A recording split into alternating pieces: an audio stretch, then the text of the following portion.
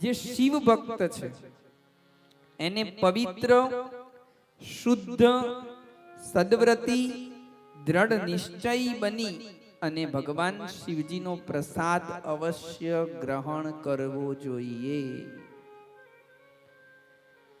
ક્યારેય પણ શિવજીના નૈવેદ્યનો ત્યાગ ન કરવો, ભગવાનનો પ્રસાદ છોડવો નહીં. અરે જે વ્યક્તિ ખાલી ભગવાન શિવજીના આગળ જે નૈવેદ્ય, જે પ્રસાદ ધરાવવામાં આવ્યો છે એના દર્શન કરે તો પણ એના પાપો નષ્ટ થઈ જાય છે.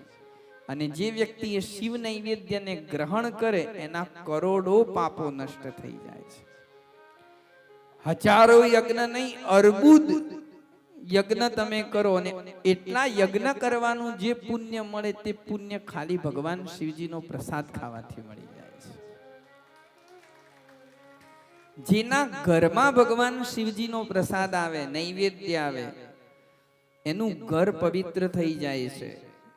જ્યારે તમારા હાથમાં ભગવાન શિવજીનો પ્રસાદ આવે ત્યારે પહેલા એને મસ્તક પર સ્પર્શ કરો, શિવજીનું સ્મરણ કરી અને પછી એને ગ્રહણ કરી દો.